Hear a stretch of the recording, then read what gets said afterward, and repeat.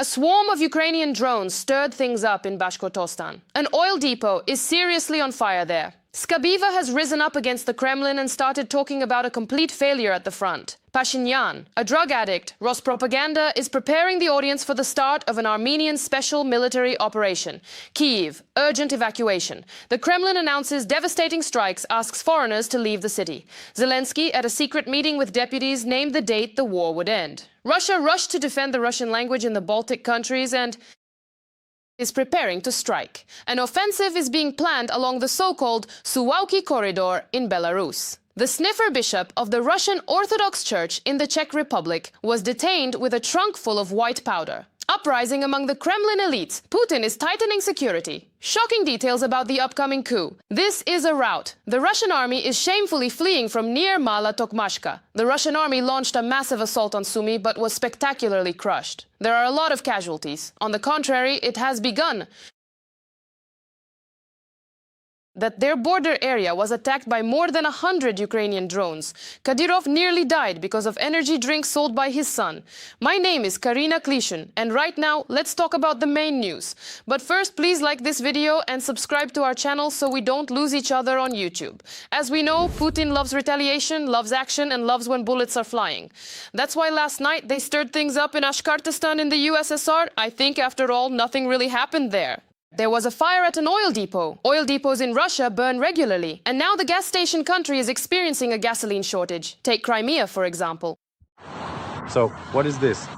This is the fuel shortage in Crimea in the Tver, Magadan, and Murmansk regions. Independent gas stations are already limiting fuel sales. People are stocking up in the Tver region, but there's no gasoline. Only 100 octane and diesel are available. Moreover, in some places they sell no more than 15 liters per person, and in some places there is no fuel at all. But we will return to this topic later. Reading the comments under previous episodes, I see that many of our viewers are from Europe, Kazakhstan, Moldova, and even the USA. We, Ukrainians, are grateful for your support and proud to have such reasonable viewers. Please write under this episode as well. Tell us which country you are watching from and whether people there support our fight against the empire of evil. I always enjoy reading your comments, and for now, we continue.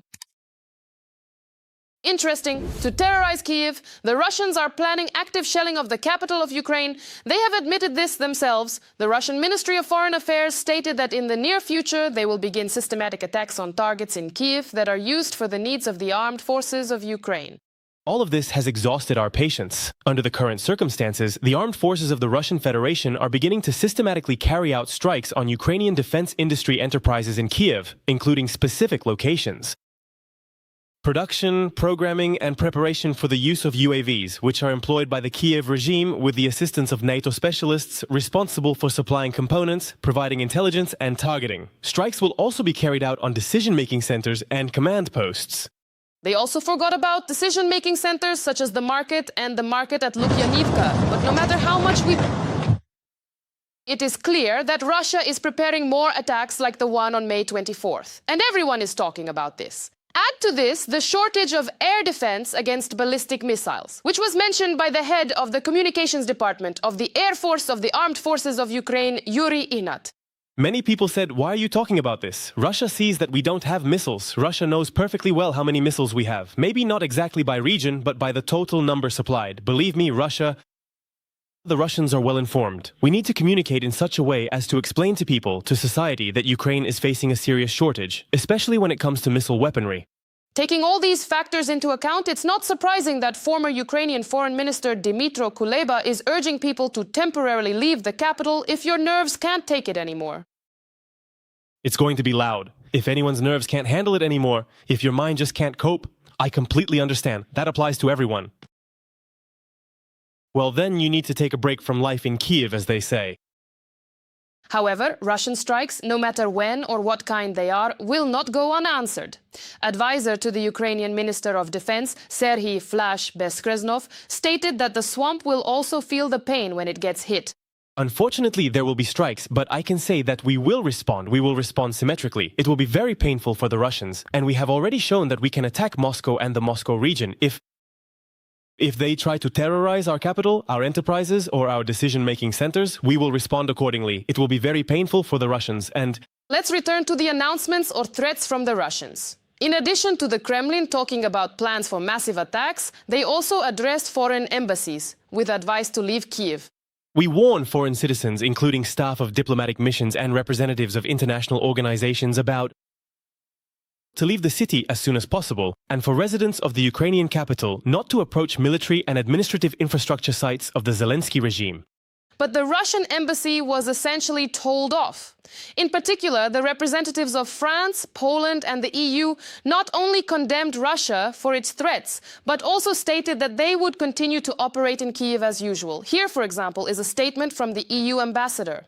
Today's statement by the Russian Ministry of Foreign Affairs is a masterpiece of hypocrisy. The regime that... And now, as we finally reach the conclusion of this discussion and look to sum up everything we have covered today, I would like to take a moment to formally quote the specific and meaningful statement that I will leave with you all to consider as we finish. It is important to reflect on these words deeply because they represent the core essence of the message I have been trying to convey throughout this entire presentation, serving as a final thought for you to carry forward. We are staying in Kyiv. We are staying with Ukraine. Russia has been shelling Kyiv with everything possible and impossible for 5 years already, so these warnings from the Russians are incomprehensible. But just in case, I remind you not to ignore air raid alerts. And here's some contrasting news. The hot phase of the war could end in just 6 months. Such headlines spread through the media after President Zelenskyy's meeting with deputies from the Servant of the People faction, which took place in the USSR the day before. The first to report this was the Telegram channel Ukraine Context. According to our information at today's meeting with the deputies, Zelenskyy told them that there are high hopes that the hot phase of the war will end by November of this year. The Ukrainian side has an understanding of how to reach the corresponding agreement with the Russians. Ukrainska Pravda also wrote about this, citing sources. They say that the president's expectations were indeed voiced. The president informed them about certain that in half a year, Russia could be forced into substantive negotiations and an end to the war. This was also confirmed by Olga Vasilevska-Smalyuk, a deputy from Servant of the People. According to her, the 6-month time frame was justified by the advantage that the Ukrainian armed forces currently have on the front line. The president noted that by November, there is a possibility to end the active phase if security guarantees are provided. Right now, we have an advantage on the front that we can use. The main goal is not to give Russia the opportunity to deceive and, after a short pause, start new hostilities, a new offensive. Moreover, as Russian insiders report, the number of opponents of the so-called special military operation is now also rapidly growing among the Russian elites. Putin is gaining enemies. Somehow things are turning out strangely. Among our elites, we are now recording a record number of opponents of the special military operation, those who believe that the hostilities should be ended as soon as possible. Some are even directly suggesting to Vladimir Vladimirovich that everything should be stopped. And they've even come up with a way to do it. In any case, we are preparing to repel a major attack from internal enemies.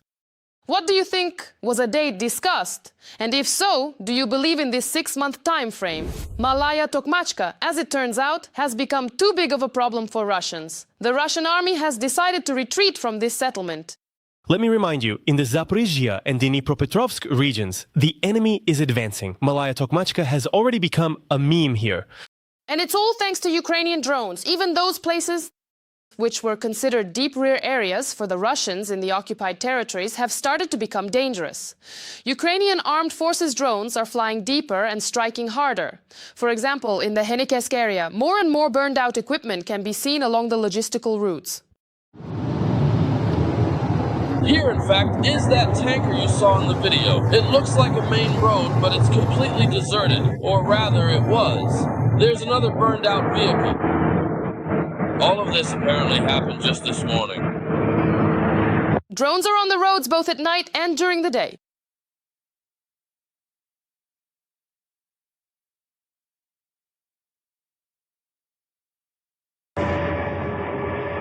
Yeah, wait, what exactly is this? There is absolutely no one around here. Yours crouched down. Basically, it almost hit me, or maybe it stopped at that guy. I stopped. Crashed into the toilet. The Zaporizhia direction is proving difficult for the Russians. It looks like something is already starting to happen over there, doesn't it? Well, hello there to you. I hope you are having a truly wonderful day so far. All right, yeah, everything seems to be working perfectly, everything's fine. Oh, look, it's flying now, it's really flying, look at that. It is already at 150 meters. It's a good thing we're sitting here safely in cover. It's getting much closer now.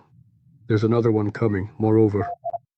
As our military writes, FPVs are now flying at... This covers a distance of many plus kilometers. That is to say, the lethal kill zone is steadily increasing in size. Their Starlink connection is now completely severed and disconnected. They are desperately trying to catch your internet signal in any way they possibly can. Meanwhile, the Russian forces are being systematically driven out in the strategic Sumy direction. There, the situation continues to evolve rapidly. The skilled operators of the Begas unit successfully destroyed a large and vulnerable group of enemy troops who had very foolishly decided to advance directly toward the well-defended Ukrainian positions. Overall, it is clear that the Ivans are not at all happy with the constant presence of Ukrainian drones overhead. That is exactly why the Russians are desperately trying to find new ways to fight against these effective drones. But the overwhelming sense of fear continues to grow among their ranks as they realize they have nowhere to hide from the watchful eyes in the sky. This is what remains of the Ukrainian drone after its mission. The enemy forces certainly wanted to attack and bring it down, but fortunately, this mechanical bird turned out to be much smarter than they anticipated and successfully dodged every single threat. I truly never cease to admire the incredible courage and the selfless heroism displayed by these Ukrainian soldiers every day. They are not only great and dedicated warriors, but they are also very smart, highly strategic, and incredibly resourceful in the heat of battle. They are holding the front and standing up to a huge horde that vastly outnumbers them. That's why I urge you to support the armed forces of Ukraine, and if you can't do so financially, write them words of encouragement in the comments. I know they are watching us. Somehow that's not much at all. It turns out that even Russians themselves understand they won't be able to capture the Donbass, and even the highest paid propagandists are saying this. They decided to wear us down with their attacks, and they are making efforts, quite successful ones. If we attack Ukraine at this pace, we'll be able to liberate Donbass in 33 years. And they joke about this. Lacking strategic initiative, they bombard us with drones.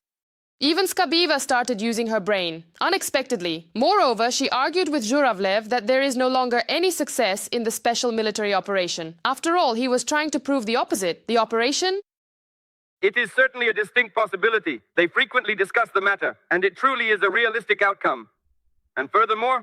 But they aren't advancing, and they aren't letting us advance either because of the huge number of drones. That's why the front has stalled. That's not true. How is it not true? Notice, throughout the entire special military operation, not a single strategic army operation has been carried out. Not one. Just one strategic army operation would fundamentally change everything there. And you... State Duma Deputy Zhuravlev tried to sell viewers yet another victory, but even Skabeyeva couldn't take it anymore and started speaking like some kind of foreign agent. It's telling that even people like them are losing their nerve. Moreover, Solovyov doesn't even need Odessa anymore. Odessa will come back, it will come back, and... Home, but why? Well, you should ask Maria Zakharova. So ask Maria Zakharova why Odessa should come back. Because it's a Russian city. What Odessa? A Russian city?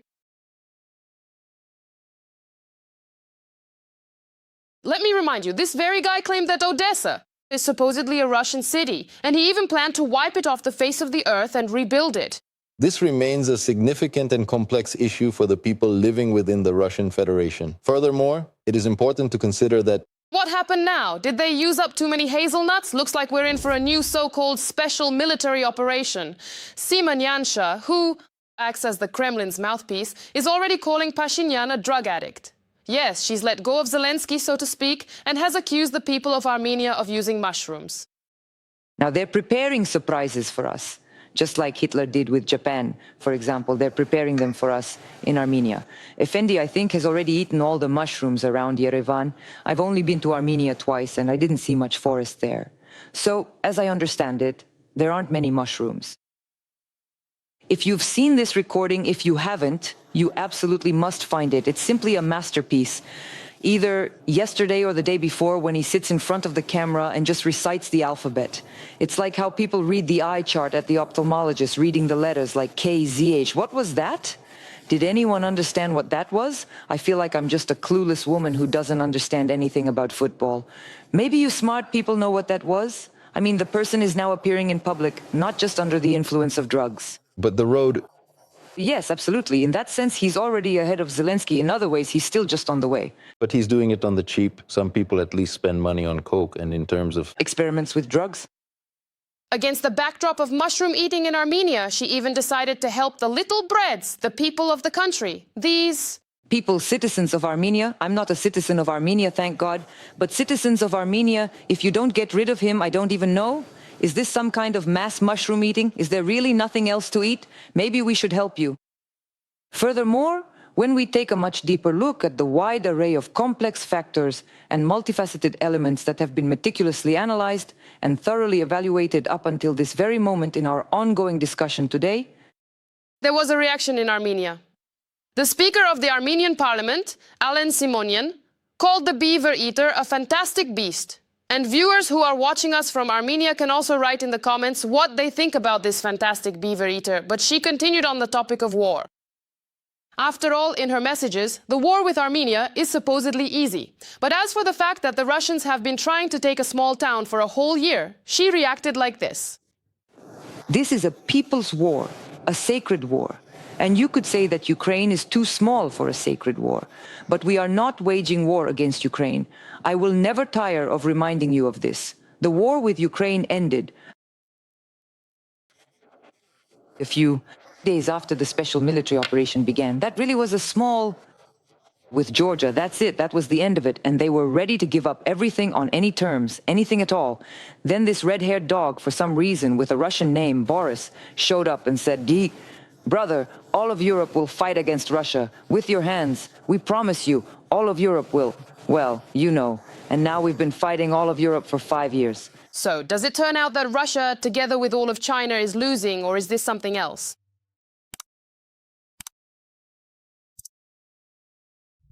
Meanwhile, an attack on NATO no longer sounds like nonsense. Russia is starting to follow its old playbook, just like it did with Donbas. As stated by the Russian Foreign Ministry, Russia has appealed to the International Court of Justice over, attention, alleged violations of the rights of Russians and the Russian language in Latvia, Lithuania and Estonia. What do you think of that?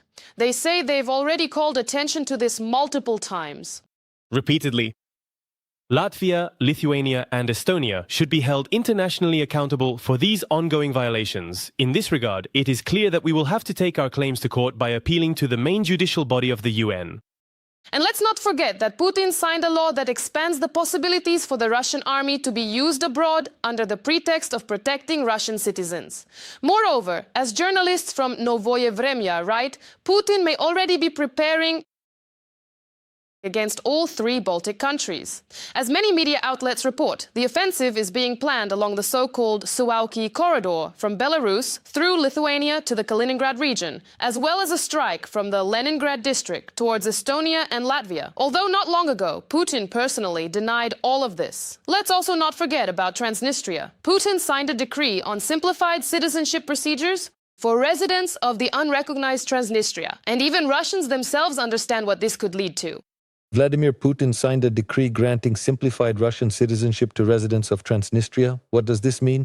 It's a bit reminiscent of our story with Eastern Ukraine when we also started handing out Russian citizenship because, frankly, we can protect Russian citizens. So I think this is a similar situation. We just don't share a border with Transnistria. With a shared border, I think the issue would be resolved by now. It's interesting how Russians, who complain about constant explosions and poverty, can calmly react to the actions of an old man. 5th position on the map. President Alexander Lukashenko. The Secretary of the Security Council of Belarus stated that over the past week, a number of aircraft were allegedly recorded in the country's airspace. Ukrainian drones. And supposedly, these are not random attacks, but rather the Ukrainians were allegedly trying to strike elements. Border infrastructure. What is this? Is it a cover for Lukashenko before an attack, or is it a provocation? What do you think? Meanwhile, Tikhanovskaya has arrived in Kyiv. At the same time, Lukashenko is communicating with Macron. In Alina, the Kyiv region is preparing a circular defense against an invasion from Belarus, the threat of which is clearly in the air. What is happening on the northern front? We will tell you about this in our report. Ukraine is preparing for another offensive. We have the opportunity to strengthen our positions, and we also have the ability to act preemptively against Russian territories. There could be a threat from there, and as for the actual leadership of Belarus, they need to stay alert. In other words, they should feel that there will be real consequences if there are aggressive actions against Ukraine, against our people. In response, the head of Belarus proposed a personal meeting with Volodymyr Zelenskyy in any location, either in Ukraine or in Belarus, supposedly to resolve their relations. And he assured that Minsk allegedly does not intend to get involved in the war. If we do get drawn into the war, including if it is against Ukraine, it will only be in one case, if they commit aggression against us. We are not going to get involved in the war in Ukraine, and there is absolutely no need for it. Volodymyr Zelenskyy needs to calm down and come to his senses. Well, to a more familiar one on... But Ukrainian intelligence and defense forces see the situation very differently. After several months of Russian troop activity near the northern borders, the construction of roads in Belarus toward Ukraine, and the establishment of artillery positions, the threat of a strike from the north is no longer just hypothetical. But Russia is certainly considering various escalation scenarios, including the use of other corridors, other territories, and other staging grounds. Belarus is one of these staging grounds. That is why the north of Ukraine is effectively being put into a state of heightened defense.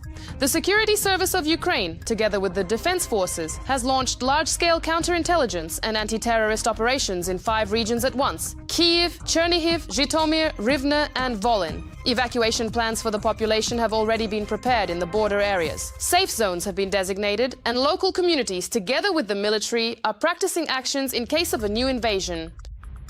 No one is abandoning the old front. The Russians lack forces and resources on the main southeastern and Zaporizhzhia fronts. They don't have the equipment, ammunition, or personnel. In order to deploy a strike group, it should be 150 to 200,000 strong. Where are they going to get them? But most importantly, does Lukashenko have enough strength? Life doesn't really give us a chance to relax. After all, if Belarus directly enters the war, it will become not just an accomplice, but a legitimate target. Well, go ahead.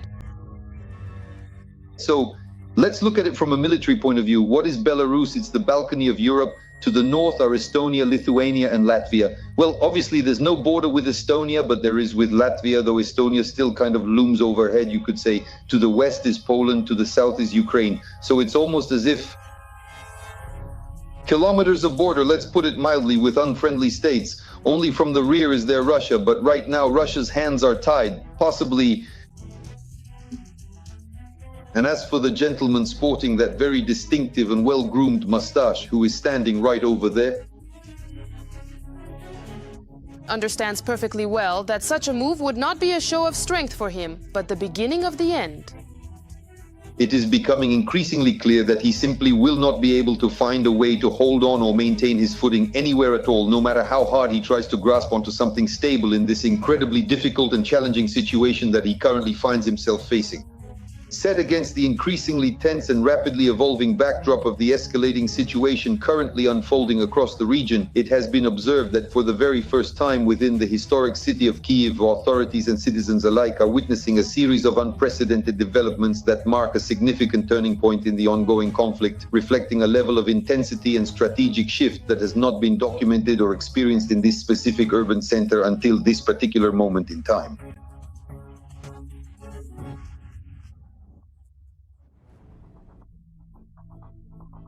The leader of the Belarusian opposition, Sviatlana Tsikhanouskaya, arrived in Kyiv. Russia is deliberately trying to break people with fear, darkness, and constant nightly shelling. But each such strike only once again reveals the true nature of Putin's regime. A regime that recognizes neither human life, nor international law, nor borders. The regime of Alexander Lukashenko bears responsibility for Russia's aggression against Ukraine, since it allowed the use of Belarusian territory for launching missiles and deploying Russian weapons.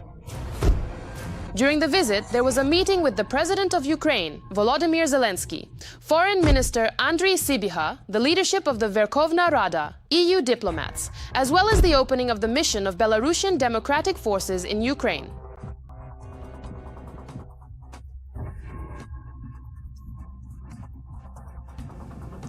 Is this a good signal? It's quite a normal signal. A message is being sent to him. Whether this will happen or not, we'll see. Time will tell. But now we already have a partner. And if you go any further, keep in mind that this partner will become the president of Belarus. No one is going to play games. Again, you see, Lukashenko is in a difficult position. Who said that the Belarusian army, the Belarusian people, a population of 9 million, are going to fight against Ukraine? Why would he need that?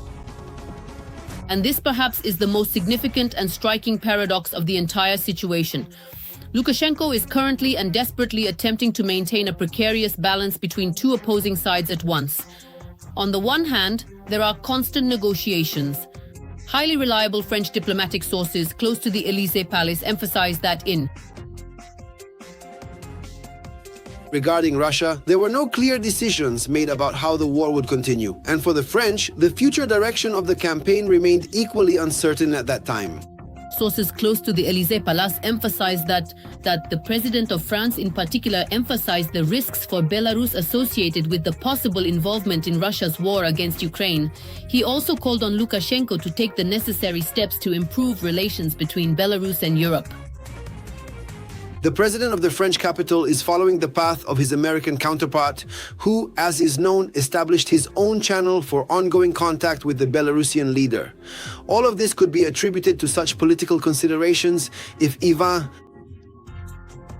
But Emmanuel Macron did not make his call to Alexander Lukashenko on Sunday, which is also a demonstration of the urgency of contact between the French and Belarusian leaders. Even if Moscow orders the attack to be carried out under the pretext of some provocation, one they themselves have invented, Lukashenko, well, nothing will save him at all. At that point, he simply won't exist anymore. It's the end for Lukashenko. And the main question now is whether the Russian dictator will be able to finally break Lukashenko. Yes, they go ahead. Yes, he himself is escalating the situation. Lukashenko's latest statement that he doesn't want war and is ready to meet with Zelenskyy means that we should prepare for war. It seems to me that this is a demonstration for Moscow, showing that he is preparing, that he is putting on a show and so on. But he is doing this to avoid his own involvement and ultimately, of course, to avoid Belarus's involvement as well. War, whether with Ukraine or with Lithuania. He is trying to somehow protect himself from Moscow by doing this. In other words, I'm formally complying, but I have no intention of attacking. I'm sure that Macron he stated that he would not attack, although it's possible that Macron warned him about the consequences for him. Ukraine has already warned him. Any attempt to attack, he is the main instigator. He will be killed. But even more important is whether Grigorievich himself will dare to openly enter the war together with Russia. To the Russian flash mob and the hours-long lines for liters of gasoline, the Tver region is joining in. There, at Rosneft gas stations, there is no gasoline. The region has taken over the baton from the temporarily occupied Crimea, where the fuel situation is catastrophic. More on the rapidly approaching fuel crisis in Russia next. Refueling a car in the temporarily occupied Crimea has turned into a real quest, one that can cost you a lot of time and money. There's no 95 in power. 92. There are disruptions in fuel supplies at many gas stations on the peninsula. There is no gasoline or diesel fuel. Lines of cars are forming. The Russian authorities in Sevastopol have imposed restrictions on the sale of fuel, explaining the situation by logistical difficulties. At present, there are certain logistical difficulties, the reasons for which are known. The government of Sevastopol and the leadership of the Republic of Crimea are doing everything possible to normalize the situation as quickly as possible. To avoid panic buying as we did last time, we are introducing a measure that has already proven its effectiveness. Fuel sales at test network gas stations will be limited to 20 liters per vehicle or per canister until the situation stabilizes. The gasoline problems are not limited to the annexed peninsula. The same situation exists in all temporarily occupied territories of Ukraine. Moreover, shortages of 95 and 92 octane gasoline have also begun in many regions of the Russian Federation.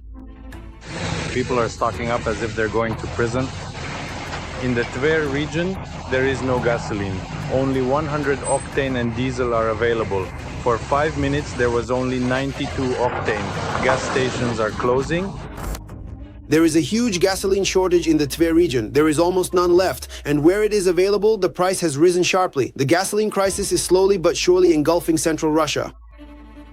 Russia's gasoline consumption is 100,000 tons.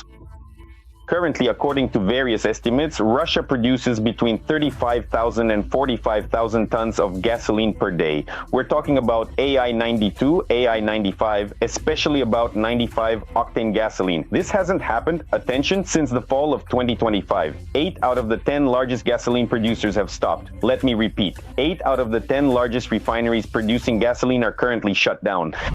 Last night, another drone strike was carried out in the USSR against... This time, a plant in Yaroslavl was hit. A few days before this strike, drones attacked the Lukoil oil refinery, Nizhny Novgorod Nefteyorg Syntez, in the city of Kstovo, Nizhny Novgorod region of the Russian Federation. Ukrainian UAVs attacked this plant twice in 3 days. Under the strikes of the Ukrainian armed forces were oil refineries that produce more than 30% of Russian gasoline and about 20% of dynamic. These are not just strikes for PR effect or for an oil rain. This is a strategic operation on the scale of the Battle of Kursk. What we are witnessing now, and few people understand this, the main task of the authorities right now is to prevent a gasoline panic in Moscow and St. Petersburg, because these are the two main consumers of gasoline. And what is happening now, due to the loss of production capacity in the central regions, in the regions of Russia, this is already an unsolvable problem in principle. In addition to the fuel shortage within the Russian Federation, Ukrainian drones continue to limit Russia's revenues from oil refining and energy. Ongoing Ukrainian military strikes continue to severely restrict and diminish the overall revenues of the Russian oil refining industry and broader energy resource sectors. Even though the escalating war in the Middle East has brought significant temporary and immediate short-term financial gains to the national budget. On the 20th of May, Reuters, citing unspecified official government data and various internal sources, issued a report stating that almost all of the major oil processing refineries located in central Russia have either suspended or significantly reduced their fuel production, following the impact of recent Ukrainian drone strikes. The problem of fuel shortages is virtually impossible to solve. It will snowball in Russia, as systematic strikes by Ukrainian drones on the aggressor's refineries will only increase. Another Russian agent in a cassock has been detained in Europe. Unfortunately, not on espionage charges, but it is still pleasing that an entire metropolitan of the Russian Orthodox Church has been arrested. We're talking about Metropolitan Hilarion, who previously headed the Budapest-Hungarian Diocese of the Russian Orthodox Church. By the way, he is also known to be fond of young boys. So this Russian priest was detained by the Czech authorities on suspicion of drug possession. 4 contacts were found in his car. During the inspection, 4 small containers with a white substance were found in the luggage compartment. The composition, origin, and nature of the substance must be determined by a competent forensic examination. According to the lawyer of the Russian Metropolitan, the reason for the detention was an anonymous letter. Well, aside from the details, the defense will claim that politics is behind all of this, and that it is simply a fabrication. The Russian Orthodox Church even stated that this is, I quote, a classic.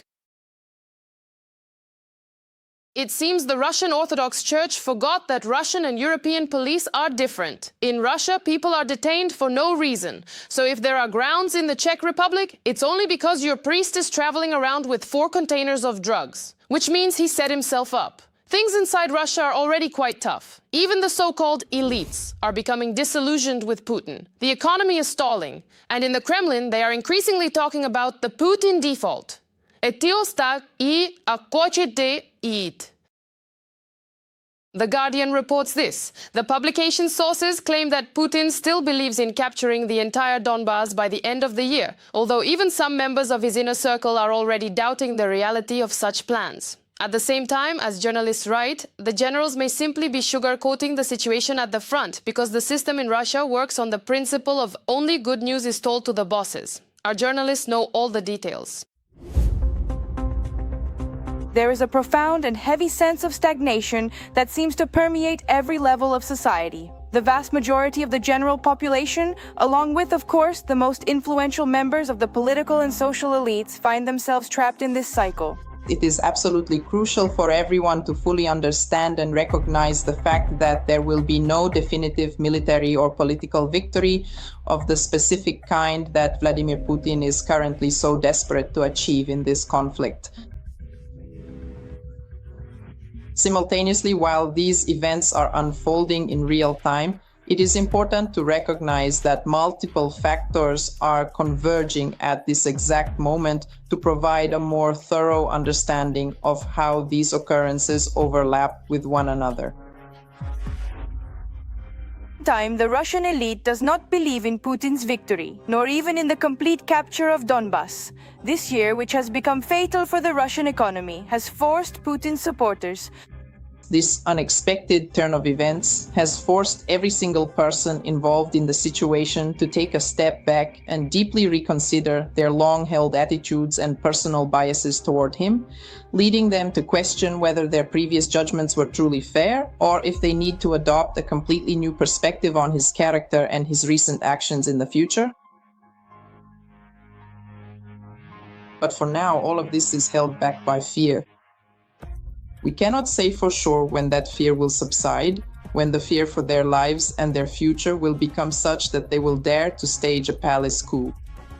With the escalation of events at the front, the illusions of life in modern Moscow have been shattered as the war has returned there. Just a few years ago, people in Russia were afraid to utter a single critical word against Putin. Now, opinion leaders are recording entire addresses to him. How much longer, how much more is needed? Money for it to be enough. Of course, I sincerely hope that our president really is unaware, as Vika says, that everything is just brought to him in folders and he doesn't know what's happening to people. I truly want to believe that. But I just don't understand how such a situation could arise where 1% of people possess resources and luxuries that the other 99% of the population do not. Basic needs.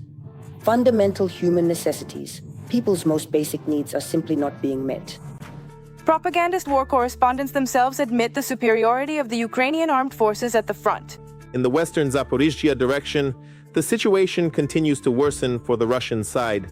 The enemy is steadily pushing through the defenses of Russian units, which themselves had been advancing here since last year. With each passing moment, the Russian side risks losing its positions. A significant role is played by the superiority of Ukrainian formations in drones and trained personnel. Interruptions. Internet outages, drones flying overhead, and the lack of fulfillment of basic needs are driving ordinary Russians out into the streets. This collective appeal is addressed to the President of the Russian Federation, Vladimir Vladimirovich Putin. Dear Vladimir Vladimirovich, we are residents of the Berezovo microdistrict and the Markovsky municipal formation. We from the Kutskoy region have repeatedly and regularly appealed to you over the past 5 years regarding the construction of a secondary school in our microdistrict. I am in complete and total agreement with that assessment, and I want to emphasize that your perspective aligns perfectly with our strategic goals. Furthermore, I believe we are now in full alignment regarding every specific detail of the next steps we need to take to ensure this project moves forward exactly as we have thoroughly detailed and finalized in our discussions throughout the course of this meeting today. According to Russian statistics, Russians are ready to take to the streets because of the declining standard of living. Another 14% are dissatisfied for political reasons and are also ready to call for changes in their country. And now, carefully, breakthrough of the year. A drinking fountain has been installed in Donetsk. Now that's a twist we didn't expect. If you enjoyed this video, please consider following us and subscribing to our social media channels. Can you imagine? Just take a moment to imagine it. Now, this is exactly what I would call the real Europe. It is certainly not like it was ever before. Shock, breakthrough, and exactly 12 years ago, Donetsk was shut down there. All of this was brought to you by these same breakthrough makers. That is the complete summary of the situation for today. But at the very least, we can see that Kadyrov himself is doing perfectly fine. He has plenty of fresh water and all the energy drinks he needs. Meanwhile, his sons are constantly busy promoting themselves on social media. That is all the news we have for now. Please remember to like this video if you found it helpful, and do not forget to subscribe to our channel for more updates. Also, be sure to check out our other interesting videos. We will see you all next time.